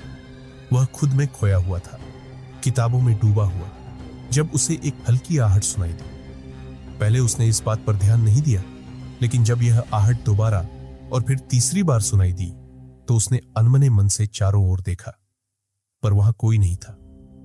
वह थोड़ा सहमा, लेकिन फिर उसने सोचा कि शायद यह उसकी थकावट की वजह से हो रहा है। उसने अपने ध्यान को फिर से पढ़ाई पर लगाने की कोशिश की, लेकिन कुछ ही पल बाद उसे महसूस हुआ कि उसके पास से कोई तेजी से गुजरा है। वह झट से मुड़कर पीछे देखने लगा और उसने देखा कि एक परछाई उसकी टेबल के पास से गुजर रही थी। यह कोई साधारण परछाई नहीं थी, वह बेहद धुंधली और धुंध से भरी हुई थी, पर उसमें मानो एक रूपरेखा थी, एक आकार जो इंसान की तरह लग रहा था। उसके रोंगटे खड़े हो गए और उसकी सांसें तेज हो गई। उस छात्र ने फौरन अपने आसपास देखने की कोशिश की, लेकिन वो परछाई कहीं गायब हो चुकी थी। यह घटना उसे असमंजस में डालने के लिए काफी थी। क्या उसने सच में किसी परछाई को देखा था, या यह बस उसका भ्रम था? उसने खुद को दिलासा दिया कि शायद उसकी आंखें थकी हुई है और यह सब बस उसकी कल्पना है, लेकिन उसके अंदर कहीं ना कहीं एक डर बैठ चुका था। लेकिन कुछ ही देर बाद, जैसे ही वह पढ़ाई में वापस जाने की कोशिश कर रहा था, उसे अपनी पीठ के पीछे किसी के खड़े होने का एहसास हुआ। उसने उस डरावनी परछाई को फिर से महसूस किया। धीरे धीरे उसकी आंखें नीचे गई और उसने देखा कि उसकी टेबल के नीचे मानो किसी के पैर खड़े हैं, सफेद, धुंधले और ठंडे। वह इतनी जोर से डर गया कि उसकी चीख निकलते निकलते रह गई। उसने हिम्मत करके ऊपर देखने का सोचा, पर डर के मारे उसका शरीर जैसे बेजान हो गया था। अचानक जैसे ही उसने हिम्मत जुटाकर ऊपर देखा, वह परछाई गायब हो चुकी थी। उसने खुद को यकीन दिलाने की कोशिश की कि वह सब कुछ बस उसका भ्रम था, लेकिन उसके साथ जो हुआ था वह इतना असली था कि उसे भूलना आसान नहीं था। बाद में जब उसने यह बात अपने दोस्तों को बताई तो उन्हें भी इस घटना पर भरोसा नहीं हुआ, परंतु लाइब्रेरी में जो कुछ उसने देखा और महसूस किया वो सिर्फ किसी डरावनी कहानी का हिस्सा नहीं था। यह एक हकीकत थी जिसे उसने अपनी आंखों से देखा था। यह अकेली घटना नहीं थी।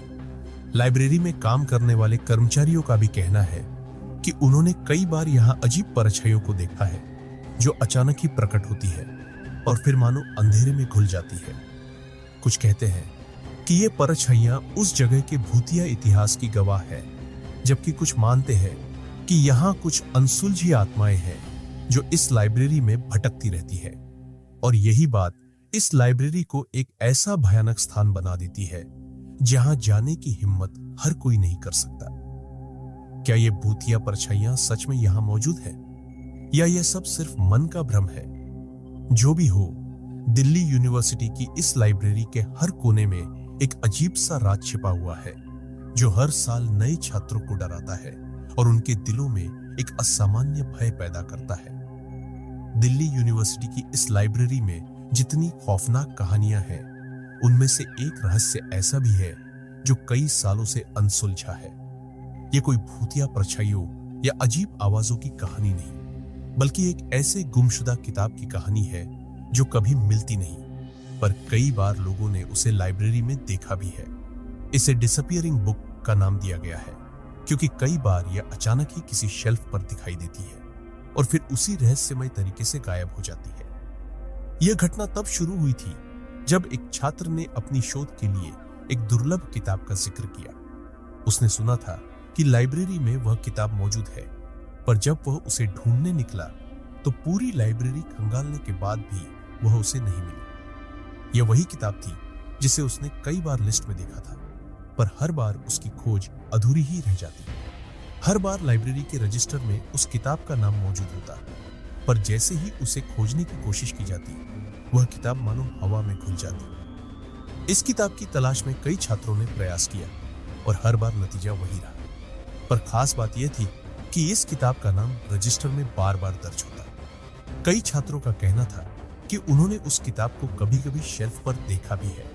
उन्होंने उसका कवर, उसकी धूल से भरी मोटी जिल्द को साफ देखा, लेकिन जैसे ही उसे निकालने की कोशिश की, वो गायब हो गई, मानो वो कोई भूतिया किताब हो जो सिर्फ अपनी झलक दिखाने के लिए वहां थी। एक बार एक छात्रा ने बताया कि उसने उस किताब को एक शेल्फ पर देखा था। वह किताब इतनी पुरानी और धूल से ढकी हुई थी कि उसने सोचा शायद यही वो किताब है। जैसे ही उसने हाथ बढ़ाकर उसे पकड़ने की कोशिश की, वो किताब मानो उसके हाथों से छिटक कर कहीं अदृश्य हो गई। उसने यह किस्सा लाइब्रेरी के स्टाफ से साझा किया, पर किसी ने उसकी बात पर यकीन नहीं किया। आखिरकार एक पुरानी किताब अचानक कैसे गायब हो सकती है? इस किताब की घटना इतनी बार हो चुकी है कि अब यह एक किंवदंती बन चुकी है। कई बार लोगों ने यह किताब देखी, पर हर बार वह गायब हो गई। ऐसा लगता है कि इस किताब के पीछे कोई अज्ञात शक्ति काम कर रही है, जो इसे सामने तो लाती है, पर जैसे ही कोई इसे छूने की कोशिश करता है, वह उसे गायब कर देती है। कुछ लोगों का मानना है कि यह कोई श्रापित किताब है जो लाइब्रेरी में अटकी हुई है और कभी किसी के हाथों में नहीं आती। अब यह बात भी कही जाती है कि इस किताब से जुड़ी कुछ ऐसी चीजें हैं जिन्हें समझ पाना मुश्किल है। लोग कहते हैं कि शायद इस किताब में कुछ ऐसा लिखा है जिसे कोई देख नहीं सकता, या शायद इसमें कुछ भयानक रहस्य छुपा हुआ है। जो भी हो, पर आज तक इस किताब की कहानी रहस्यमय ही बनी हुई है। कई लोग इसे लाइब्रेरी का भूतिया चेहरा मानते हैं, जो सिर्फ कुछ पल के लिए सामने आता है और फिर हमेशा के लिए गायब हो जाता है। यह कहानी अब लाइब्रेरी में आने वाले हर नए छात्र के बीच एक डरावना किस्सा बन चुकी है। हर साल कुछ छात्र इस किताब को ढूंढने का प्रयास करते हैं, पर हर बार उन्हें निराशा ही मिलती। क्या यह सच में कोई भूतिया किताब है? क्या इसमें कोई अनदेखा रहस्य छिपा है, या फिर यह बस एक डराने वाली कहानी है जो समय के साथ एक पहेली बन गई है? जो भी हो, पर इस किताब की सच्चाई जानने का अब तक किसी के पास जवाब नहीं है, और शायद यही इस किताब की सबसे बड़ी डरावनी सच्चाई है। दिल्ली यूनिवर्सिटी की इस लाइब्रेरी में एक ऐसी जगह भी है जो बाकी लाइब्रेरी से अलग, बेहद अजीब और खौफनाक मानी जाती है। इस जगह को हॉन्टेड स्टडी डेस्क कहा जाता है। इस डेस्क पर बैठते ही कई लोगों ने अजीब अजीब अनुभवों का सामना किया है। वे कहते हैं कि इस डेस्क पर बैठने के बाद एक अजीब सा बोझ महसूस होता है, जैसे किसी अदृश्य शक्ति ने उन्हें जकड़ लिया हो। कई बार यहां बैठे छात्रों ने किसी की उपस्थिति का अनुभव किया, मानो कोई उनकी हर हरकत को देख रहा हो। यह डेस्क सालों से लोगों के बीच डर का कारण बनी हुई है। कुछ साल पहले की बात है, एक छात्र जिसने इस डेस्क के बारे में सुना था, उसे एक अफवाह मानकर यहां बैठ गया। उसकी परीक्षा नजदीक थी, और लाइब्रेरी के हर कोने में भीड़ थी। जगह न मिलने की वजह से उसने मजबूरी में इस डेस्क को चुना और बैठते ही उसे एक अजीब सा सर्द एहसास हुआ। शुरू में उसने सोचा कि यह बस उसकी थकान का नतीजा है, पर धीरे धीरे उसे लगा कि कुछ तो अजीब है, मानो कोई उसके बहुत करीब आकर खड़ा हो गया हो, उसकी सांसों को महसूस कर रहा हो। पढ़ाई में ध्यान लगाने की कोशिश करते हुए उसने कुछ देर में महसूस किया कि उसकी किताब के पन्ने खुद ब खुद पलट रहे थे। पहले तो उसे लगा कि यह हवा का झोंका होगा, पर लाइब्रेरी में खिड़कियां और दरवाजे सब बंद थे। यह सोचकर उसकी धड़कनें तेज हो गई। फिर उसने महसूस किया कि उसकी किताब का पन्ना बार बार उसी जगह रुक जाता था जहां कोई पुराना नोट लिखा हुआ था, किसी और के द्वारा। उस नोट में मदद की गुहार लिखी थी, मानो किसी ने एक संदेश छोड़ने की कोशिश की हो। अब वह छात्र घबरा गया था, पर उसने खुद को समझाया कि शायद ये महज इत्तेफाक है। लेकिन तभी उसने अपने पीछे से एक हल्की फुसफुसाहट सुनी। उसने सिर उठाकर देखा, पर आसपास कोई नहीं था। डर के मारे उसकी रीढ़ की हड्डी में सिहरन दौड़ गई। उसने फौरन किताब बंद कर दी और उठने की कोशिश की, लेकिन जैसे ही वह उठने लगा, उसे ऐसा लगा कि कोई उसका हाथ पकड़कर उसे वापस बैठा रहा है। उसकी सांसें रुकने लगी और वह बुरी तरह कांपने लगा। इस घटना ने उसे पूरी तरह से तोड़ दिया। उसने डेस्क से उठने की कोशिश की, लेकिन उसकी कुर्सी पर एक अजीब सा दबाव महसूस हुआ, मानो किसी ने उसे जकड़ लिया हो। उसकी हिम्मत जवाब देने लगी थी, पर उसने अपनी पूरी ताकत जुटाकर उस कुर्सी से उठने की कोशिश की। आखिरकार वह किसी तरह वहां से भागने में सफल रहा। भागते भागते उसने दरवाजे से बाहर छलांग लगाई और जब बाहर आया तो उसे अपनी सांसें सामान्य होती महसूस हुई। इस घटना के बाद उस छात्र ने कभी उस डेस्क के पास जाने की हिम्मत नहीं की। उसने अपने दोस्तों को भी उस डेस्क के बारे में चेतावनी दी और धीरे धीरे यह खबर पूरे विश्वविद्यालय में फैल गई। अब हर कोई इस हॉन्टेड स्टडी डेस्क से दूर ही रहना पसंद करता है। कहते हैं कि वहां बैठने वाला व्यक्ति एक अजीब सा डरावना अनुभव महसूस करता है, जो उसे हमेशा के लिए याद रह जाता है। यह डेस्क सिर्फ एक फर्नीचर नहीं, बल्कि एक ऐसा रहस्य है जो डर और अनिश्चितता से भरा हुआ है। क्या इस डेस्क पर सच में किसी अदृश्य शक्ति का कब्जा है? क्या यहाँ किसी अनजाने आत्मा का वास है जो हर आने वाले को अपने जाल में फंसाने की कोशिश करती है? या फिर यह सब बस लोगों की कल्पना है? जो भी हो, इस डेस्क की सच्चाई अब भी अनसुलझी है और इसी रहस्य ने इस लाइब्रेरी को एक ऐसा खौफनाक स्थल बना दिया है जहां जाने की हिम्मत हर किसी में नहीं होती। शायद आप भी इस डेस्क पर बैठने की हिम्मत न करें। इस लाइब्रेरी की हर चीज जैसे अपने अंदर एक अनकही कहानी छिपाए हुए है, लेकिन उन सब कहानियों में सबसे पुरानी और सबसे डरावनी कहानी उस शख्स की है जो इस लाइब्रेरी की हर किताब और हर कोने को जानता था, यहाँ का लाइब्रेरियन। कहते हैं कि वह एक समर्पित लाइब्रेरियन था जिसने अपनी पूरी जिंदगी इस लाइब्रेरी में बिता दी। वह किताबों के प्रति ऐसा जुनून रखता था कि दिन रात यही समय बिताता। उसे लाइब्रेरी के हर किताब के बारे में सब कुछ याद रहता था, लेकिन दुर्भाग्यवश एक दिन उसकी अचानक मृत्यु हो गई और उसके जाने के बाद से ही लाइब्रेरी में अजीब घटनाएं शुरू हो गई। कहते हैं कि लाइब्रेरियन की आत्मा अब भी इस लाइब्रेरी में भटकती है। कई लोगों का मानना है कि उसकी आत्मा यहाँ की किताबों और इस जगह की रखवाली करती है। कुछ लोगों का यह भी कहना है कि उसने कभी इस लाइब्रेरी को छोड़ने का इरादा नहीं किया था और इसलिए वह अपनी मृत्यु के बाद भी यहाँ पर मौजूद है। लोग उसकी परछाई को अक्सर लाइब्रेरी की किताबों के पास घूमते हुए देखते हैं, जैसे वो अभी भी किताबों का ध्यान रख रहा हो। एक रात जब एक असिस्टेंट लाइब्रेरियन देर रात तक काम कर रहा था, उसे ऐसा लगा जैसे कोई उसके पीछे चल रहा है। उसने पीछे मुड़कर देखा, पर वहां कोई नहीं था। उसने सोचा कि यह सिर्फ उसका भ्रम होगा और अपने काम में लग गया। लेकिन कुछ ही देर बाद उसे फिर से किसी के कदमों की आहट सुनाई दी। इस बार वह घबराया और चारों ओर देखने लगा। तभी उसे एक धुंधली सी परछाई दूर एक शेल्फ के पास दिखाई दी, जो धीरे धीरे उसकी ओर बढ़ रही थी। वह परछाई बिल्कुल लाइब्रेरियन जैसी दिखती थी, कंधों पर एक दुपट्टा डाले, हाथ में कुछ किताबें पकड़े हुए। असिस्टेंट लाइब्रेरियन घबराहट में जम गया और उसकी ओर देखता रह गया। जैसे ही वह परछाई करीब आई, उसने हल्के से फुसफुसाते हुए सुना, किताबें मेरी जिम्मेदारी है, इन्हें छोड़कर कहीं नहीं जाऊंगा। वह आवाज इतनी ठंडी और गंभीर थी कि उस असिस्टेंट का दिल दहल गया। वह आवाज सुनने के बाद असिस्टेंट ने फौरन लाइब्रेरी से भागने का फैसला किया। वो बुरी तरह डर चुका था और उसे यकीन हो गया था कि यहां कुछ ऐसा है जो इंसान की पहुंच से परे है। अगले दिन जब उसने बाकी स्टाफ के साथ अपनी इस घटना का जिक्र किया तो उसे यह जानकर हैरानी हुई कि वह अकेला नहीं है। कई स्टाफ मेंबर्स ने भी ऐसी ही घटनाओं का सामना किया था। कुछ का कहना था कि उन्होंने लाइब्रेरियन की परछाई को रात में लाइब्रेरी में घूमते हुए देखा था और कुछ ने उसकी फुसफुसाहट को सुना था। अब यह मान लिया गया है कि लाइब्रेरियन की आत्मा कभी इस लाइब्रेरी को छोड़ नहीं पाई। वह अपनी जिम्मेदारी पूरी करने के लिए हमेशा यहां रहता है, किताबों की देखभाल करता है और जो कोई भी लाइब्रेरी में रात को आता है उसे अपनी उपस्थिति का एहसास कराता है। यह सोचकर ही रोंगटे खड़े हो जाते हैं कि एक ऐसा शख्स जो इस लाइब्रेरी से इतना जुड़ा हुआ था, वो मरने के बाद भी यहां मौजूद है। शायद उसके जाने के बाद भी उसका जुनून उसकी आत्मा को बांध कर रखे हुए है।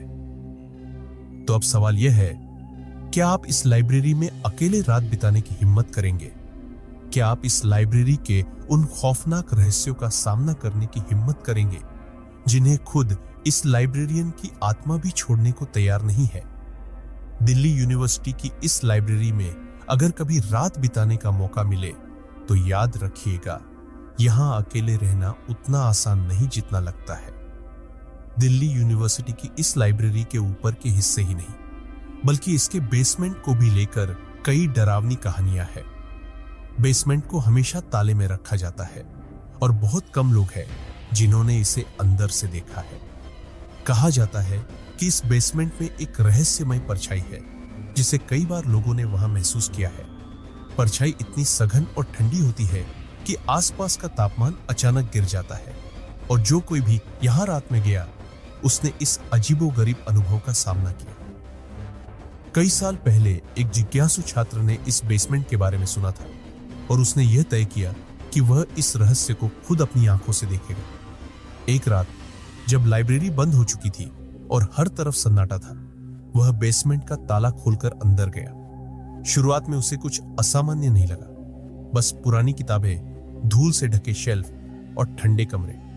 लेकिन जैसे ही उसने कुछ कदम आगे बढ़ाए, उसे अचानक अपने आसपास एक अजीब सी ठंडक महसूस हुई। बेसमेंट में वह इधर उधर किताबें देख रहा था कि अचानक उसकी नजर सामने एक परछाई पर पड़ी। वह परछाई किसी इंसान की तरह थी, लेकिन वह कोई ठोस आकृति नहीं थी। धीरे धीरे उस परछाई ने एक ठोस रूप लेना शुरू कर दिया और उसमें एक स्त्री की झलक दिखाई दी, सफेद साड़ी में, लंबे बालों वाली। छात्र का दिल जोरों से धड़कने लगा। वह समझ नहीं पाया कि यह सच में हो रहा है या फिर उसका वहम है, लेकिन तभी वह परछाई धीरे धीरे उसकी तरफ बढ़ने लगी। वह परछाई जैसे ही उसके करीब आने लगी, उसकी सांसें तेज हो गईं और पैर मानो जड़ हो गए। छात्र ने भागने की कोशिश की, पर उसके पैर हिल भी नहीं रहे थे।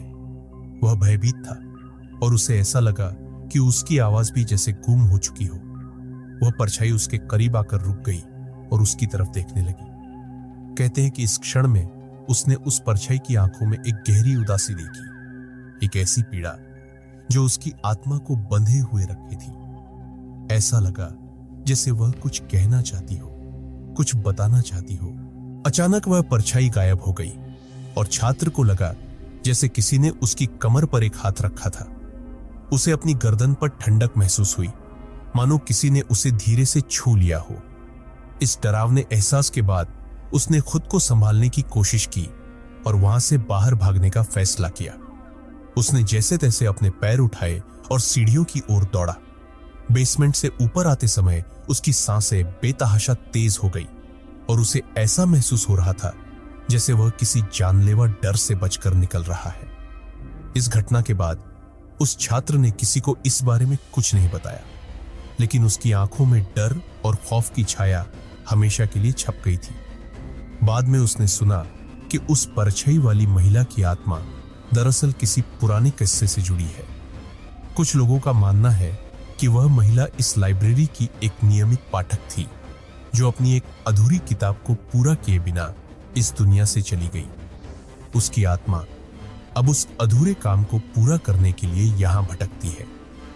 तो क्या आप इस लाइब्रेरी के बेसमेंट में जाकर उस महिला की परछाई का सामना कर पाएंगे? क्या आप उस दर्द और सन्नाटे को महसूस कर सकेंगे जो इस लाइब्रेरी के हर कोने में बसा हुआ है? शायद यह सब महज कहानियां हो, या फिर शायद इस लाइब्रेरी का सच हमारे अंदाजे से कहीं ज्यादा डरावना और खौफनाक हो। जो भी हो, इस लाइब्रेरी का बेसमेंट वह जगह है जहां कदम रखने से पहले हर किसी का दिल एक बार जरूर कांप उठता है। दिल्ली यूनिवर्सिटी की इस लाइब्रेरी में कई रहस्यमय और डरावनी चीजें हैं, लेकिन उनमें सबसे अधिक डरावनी है एक प्राचीन किताब, जिसे कर्स्ड बुक यानी श्रापित किताब कहा जाता है। इस किताब के बारे में कहा जाता है कि जो भी इसे पढ़ता है वह किसी अनजानी परेशानी में फंस जाता है। किताब का कवर पुराना और धूल से ढका हुआ है और इस पर अजीबोगरीब प्रतीक बने हुए हैं। इसे देखने भर से ही एक अजीब सी ठंडक महसूस होती है, जैसे इसमें कोई अदृश्य शक्ति हो। कहते हैं कि इस किताब को बहुत साल पहले एक अजीब परिस्थिति में यहां लाया गया था। एक प्रोफेसर ने इसे एक विदेशी पुस्तकालय से लाकर यहां रखा था, लेकिन जैसे ही किताब लाइब्रेरी में आई, तभी से अजीब घटनाओं का सिलसिला शुरू हो गया। कुछ लोग कहते हैं कि इस किताब में कुछ ऐसे जादुई मंत्र या रहस्य छुपे हुए हैं जिन्हें इंसान के लिए समझना नामुमकिन है। कई लोगों ने इस किताब को पढ़ने की कोशिश की, लेकिन जो भी इसमें लिखे रहस्यों को जानने का प्रयास करता है वह किसी न किसी भयंकर मुसीबत में फंस जाता है। एक बार एक छात्र ने, जो रहस्यमय चीजों में बहुत रुचि रखता था, इस किताब को पढ़ने का साहस किया। उसने इसे खोलते ही एक अजीब सा दर्द महसूस किया, मानो उसकी आत्मा पर कोई बोझ आ गया हो। जैसे जैसे उसने पन्ने पलटने शुरू किए, वैसे वैसे उसे कुछ अजीब अजीब दृश्य दिखाई देने लगे। जंगलों में आग, समुद्र में डूबती हुई आकृतियां और अंधेरे में भटकती हुई परछाइयां। उसने महसूस किया कि यह किताब किसी साधारण पुस्तक से कहीं अधिक है और इसका हर पन्ना उसके भीतर एक अजीब सी घबराहट और डर पैदा कर रहा था। किताब पढ़ते पढ़ते उसे ऐसा महसूस हुआ जैसे कोई उसकी आंखों के सामने खड़ा हो, उसे देख रहा हो। उसने किताब से नजरें हटाकर चारों ओर देखा, लेकिन वहां कोई नहीं था। जैसे ही उसने फिर से किताब में देखा, उसे लगा जैसे शब्द खुद ब खुद बदल रहे हों। कुछ शब्द उसकी खुद की जिंदगी से जुड़े हुए थे, मानो किसी ने उसकी जिंदगी के राज उसमें लिख दिए हो। वह डर के मारे किताब को बंद करना चाहता था, लेकिन ऐसा करने की हिम्मत नहीं जुटा पा रहा था, मानो कोई अदृश्य शक्ति उसे किताब पढ़ने पर मजबूर कर रही हो। अचानक उसे ऐसा महसूस हुआ कि उसके कानों में कोई फुसफुसा रहा है, एक धीमी ठंडी आवाज जो बार बार उसका नाम ले रही थी। यह सब उसे पागल कर देने के लिए काफी था। वह घबराहट में उस जगह से भाग खड़ा हुआ, लेकिन किताब ने जैसे उसके दिमाग पर एक छाप छोड़ दी थी। अगले कुछ दिनों तक उसने अजीब अजीब घटनाओं का सामना किया। रात में अजीब सपने, किसी का पीछा करने का एहसास और बार बार उसी किताब की यादें उसे सताने लगी। अब यह माना जाता है कि इस कर्स्ड बुक में कोई रहस्यमयी शक्ति है जो इंसान को अपनी ओर खींच लेती है। जो भी इसे पढ़ने की कोशिश करता है वह किसी न किसी भयंकर अनुभव का शिकार होता है। यह किताब लाइब्रेरी में धूल से ढकी रहती है, पर जैसे ही कोई इसे हाथ में लेता है उसके लिए मुश्किलों का सिलसिला शुरू हो जाता है। क्या आप इस किताब को पढ़ने की हिम्मत करेंगे? क्या आप उस डर और अनजाने खतरे का सामना कर सकेंगे जो इस किताब में छिपा हुआ है? यह एक ऐसा सवाल है जिसका जवाब हर कोई जानना चाहता है, पर कोई भी इस किताब को पढ़ने की हिम्मत नहीं करता। दिल्ली यूनिवर्सिटी की इस लाइब्रेरी में हर कोने में एक ऐसा रहस्य बसा हुआ है जिसे आज तक कोई नहीं सुलझा पाया। प्रोफेसरों, छात्रों और कर्मचारियों के अनुभवों ने इसे एक ऐसा स्थान बना दिया है जहां लोग खौफ से कदम रखते हैं। किताबों के बीच छुपी परछाइयां, बेसमेंट में भटकती आत्मा और वह कर्स्ड बुक, ये सब कुछ ऐसा है जो किसी की भी हिम्मत को हिलाकर रख सकता है। कई लोगों ने इस लाइब्रेरी की घटनाओं को महज एक अफवाह समझकर नजरअंदाज किया, लेकिन जो भी इस जगह की हकीकत जानता है वह जानता है कि यह जगह किसी रहस्यमयी ताकत से घिरी हुई है। ये भूतिया घटनाएं किसी को डरा कर रख सकती हैं। तो अगली बार जब आप दिल्ली यूनिवर्सिटी की इस लाइब्रेरी में आइए, सोचिए, क्या आप इस जगह की खामोशी में छिपे रहस्यों का सामना करने की हिम्मत रखते हैं, या फिर यह रहस्य इसी तरह सदा अनसुलझा ही रहेगा। तो दोस्तों, ये थी दिल्ली यूनिवर्सिटी की भूतिया लाइब्रेरी की कहानी। क्या आप भी कभी यहां जाकर इस रहस्य का हिस्सा बनना चाहेंगे? हमें कमेंट्स में जरूर बताएं। और अगर आपको ये कहानी पसंद आई हो तो वीडियो को लाइक और चैनल को सब्सक्राइब करना न भूलें। और याद रखें, कभी कभी अनदेखी चीजें भी हमारे करीब होती है, बस हमें दिखती नहीं है। आपने यहां तक वीडियो देखा,